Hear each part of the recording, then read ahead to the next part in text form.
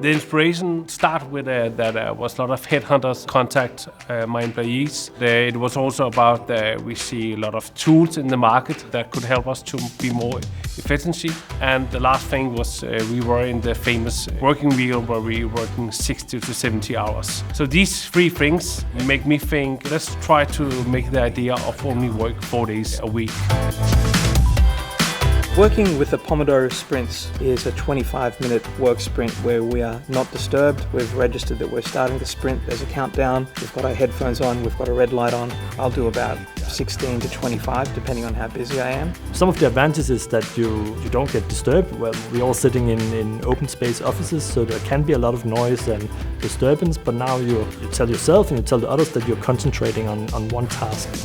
We have developed what we call a Pomodoro board. It both tracks how many Pomodoros you do during the day or during the week, but you can also see who else are in Pomodoro right now. So I can just take a quick glance at the board and see, okay, I should wait speaking to this and this colleague because they are concentrating right now.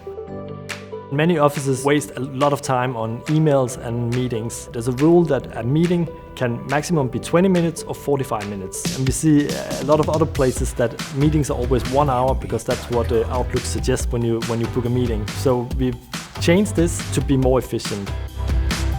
So we use virtual assistants to help you doing tasks that is not specialized or that basically everybody could do. We have, of course, students, employees as well, who could do some of the tasks. And then we have freelancers who help us with what we call C-level tasks. So basically we've divided all tasks into A-level, B-level and C-level tasks. So A-level is somebody who requires a specialist.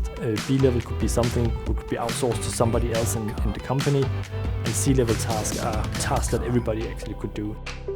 Having the 4-day work week has meant that I have a much better balance in my work life. Now that I have my Friday off, I can get all the practical stuff done before the weekend so that I actually have time to relax during the weekend, and that means that when I get back in the office Monday morning, I'm much more energized.